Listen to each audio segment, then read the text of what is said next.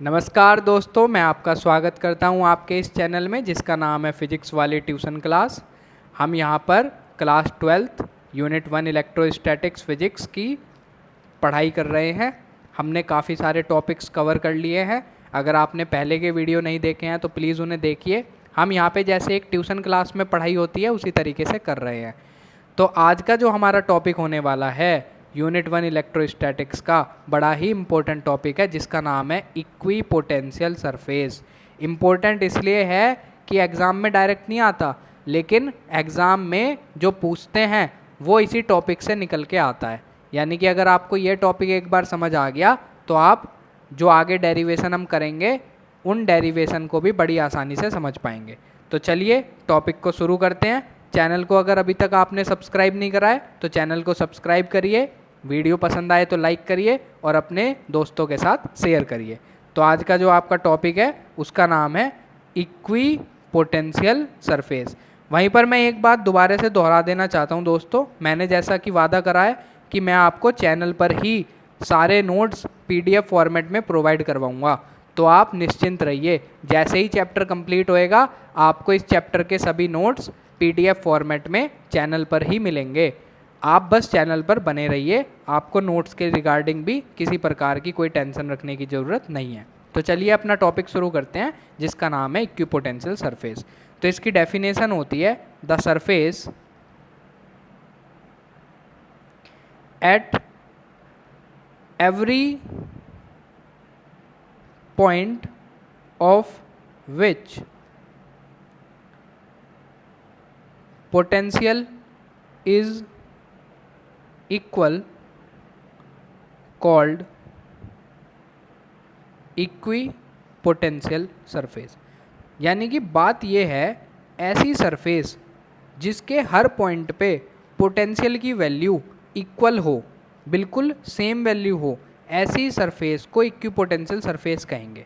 तो देखो इसे समझते हैं। आपके पास में ये एक सरफेस है, ये कैसी भी शेप की हो सकती है। आपके पास में एक पॉइंट है इस पे A और दूसरा पॉइंट है B। तो अगर आपने A पॉइंट का पोटेंशियल देखा तो उसकी वैल्यू आई VA, फिर आपने B पॉइंट का देखा उसकी वैल्यू आई VB। अगर आपके पास में VA इक्वल टू VB है तो आप कहोगे कि ये सरफेस कैसी होगी, इक्विपोटेंशियल सरफेस होगी।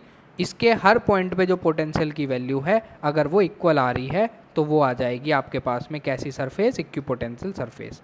तो अब हम इसी चीज़ से एक बड़ा इम्पोर्टेंट वो निकालेंगे आज, तो उसको हम शुरू करते हैं।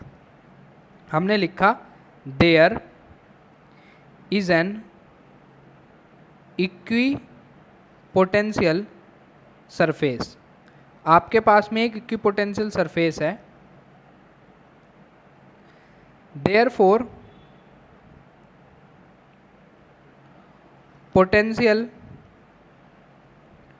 Of point A and B of the surface are equal.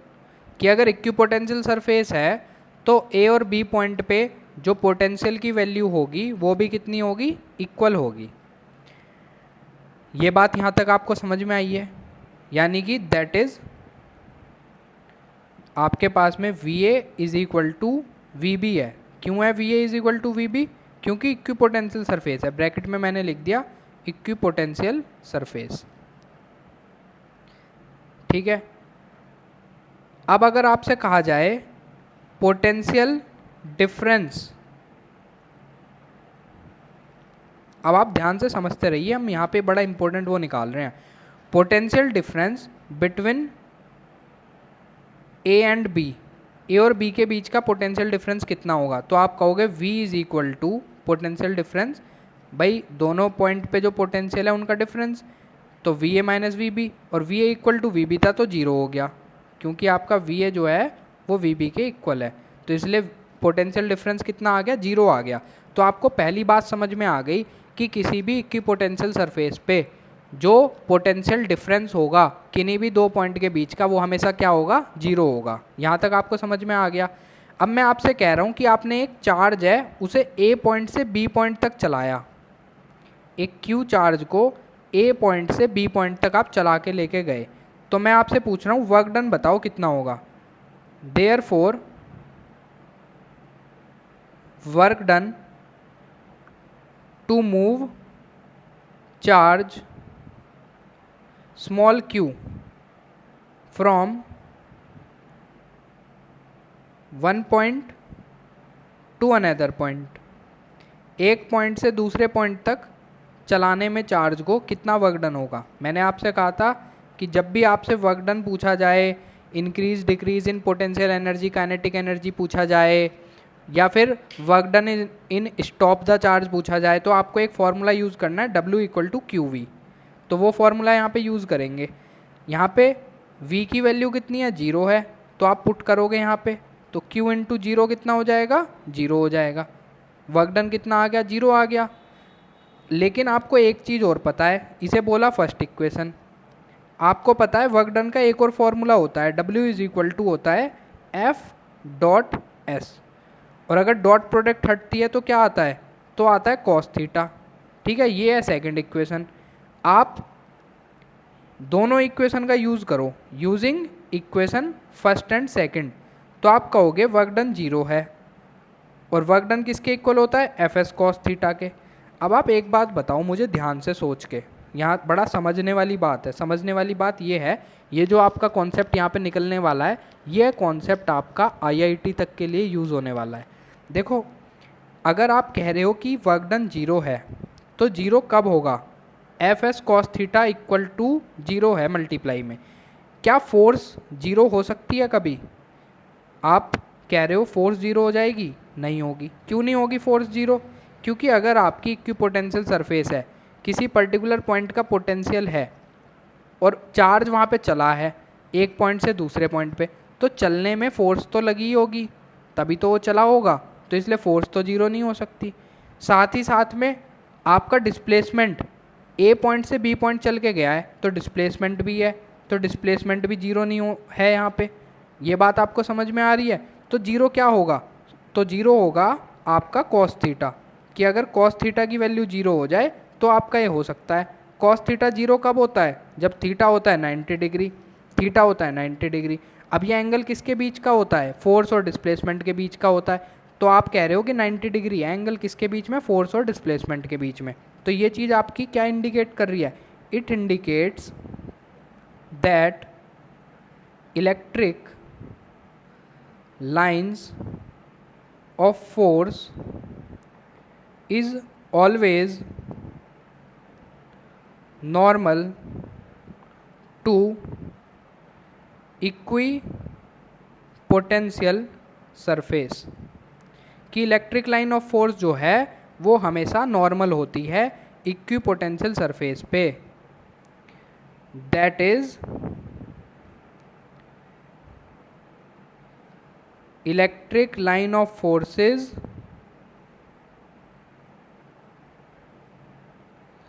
Are normal to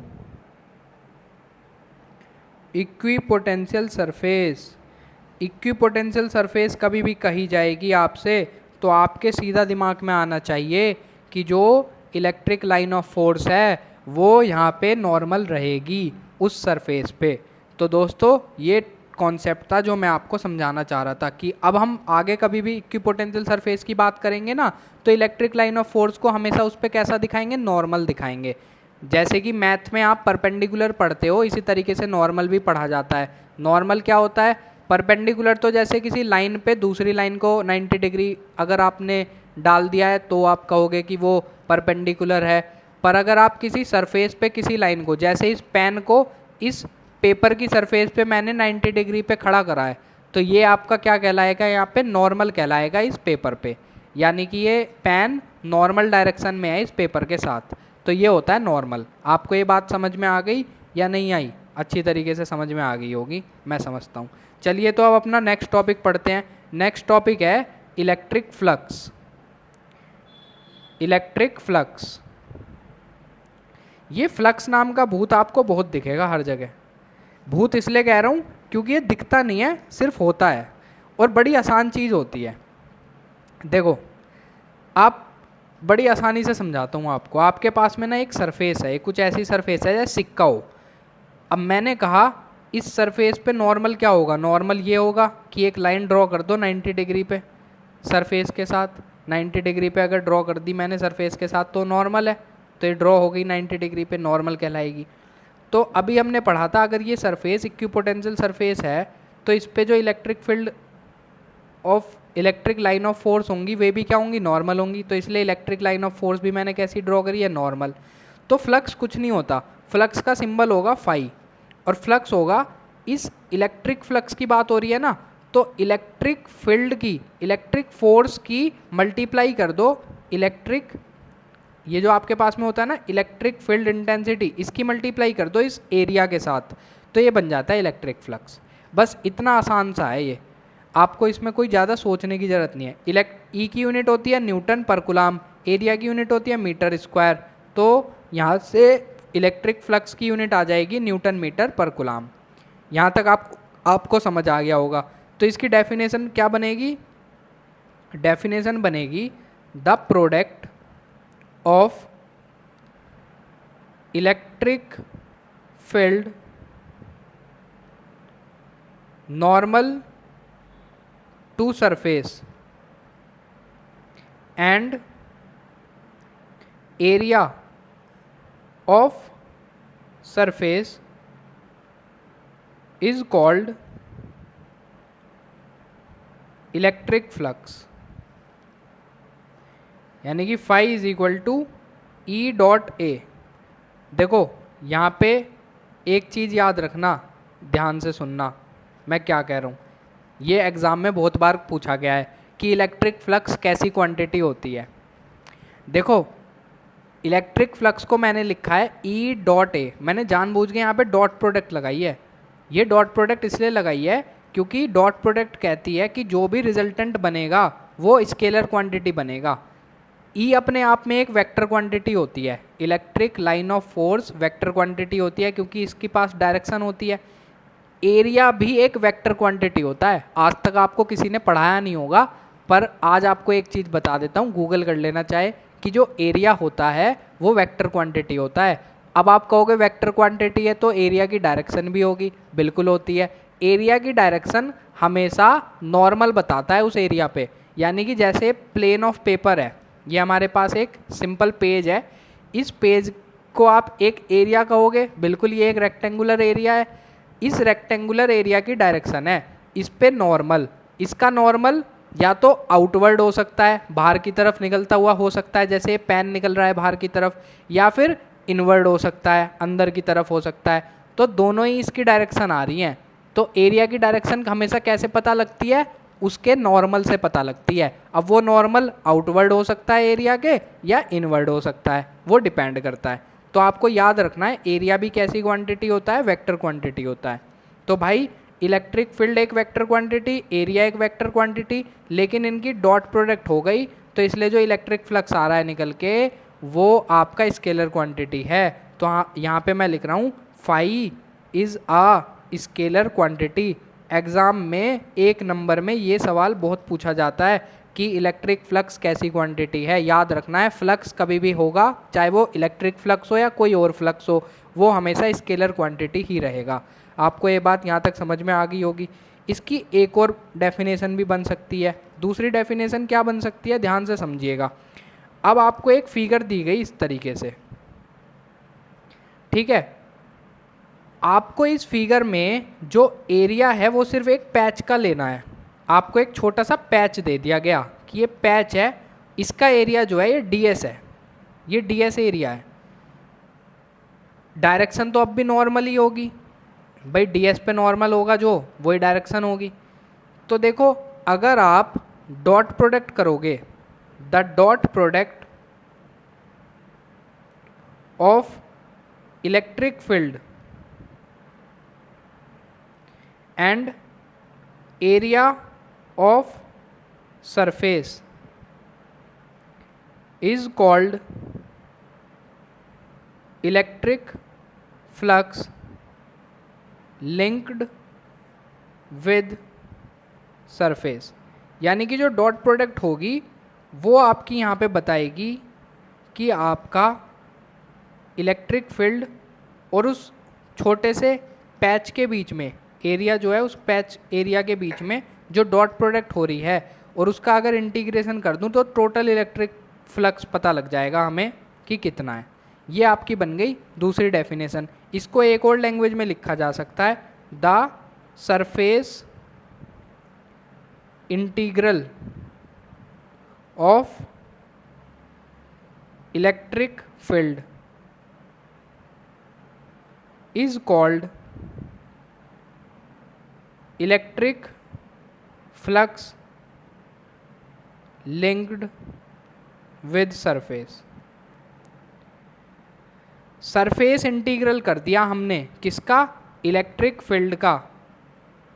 electric field के सरफेस इंटीग्रल का मतलब है कि इलेक्ट्रिक फील्ड की मल्टीप्लाई करी हमने एक एलिमेंटल एरिया के साथ जो कि ds है यहाँ पे, और उसका कर दिया इंटीग्रेशन, तो वो बन गया सरफेस इंटीग्रल किसका? इलेक्ट्रिक फील्ड का। तो ये जो निकल के आ रहा है यही आपका फ्लक्स होगा, क्योंकि ds का इंटीग्रेशन हो रहा है एक तरीके से। ds क्या है? Elemental area.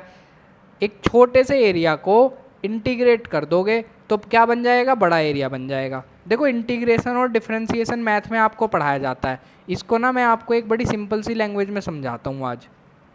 आपके पास ना, आप दुकान पे गए, डेयरी पे गए, और आपने कहा कि मेरे को ना 2 kg पनीर दे दो। आप 2 kg पनीर की एक ब्रिक लेके आ गए। अब आपके पास में एक नाइफ़ है। आपने उस नाइफ़ से ना उस 2 kg की ब्रिक को छोटे छोटे पीसीज में काट दिया, छोटे छोटे पीसीज में आपने उसको कट कर दिया। तो ये जो आपने प्रोसेस किया है एक बड़ी क्वांटिटी को छोटे छोटे इक्वल पीसीज में कट करने का, ये प्रोसेस ही डिफरेंशिएशन कहलाता है। और ये आपने किसकी मदद से करा? नाइफ की मदद से करा। तो आपका जो ऑपरेटर यहाँ पे यूज़ होता है उसको ही आप डिफरेंशिएशन कहते हो। d/dx जो आप करते हो मैथ में, वो नाइफ हो गया। वो नाइफ आपका उस बड़े वाले एरिया को छोटे छोटे पीसेज में कट कर रहा है।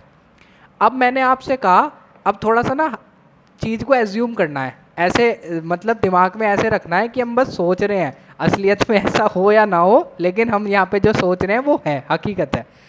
अब मैंने आपसे कहा कि आपने जो ये छोटे छोटे पनीर के पीसेस करे हैं ना, स्लाइसेस करे हैं, इनको आप यूजिंग फेविकोल दोबारा से चिपका दो और इनको चिपका के पेस्ट करके ब्रिक बना दो, वो 2 kg वाली।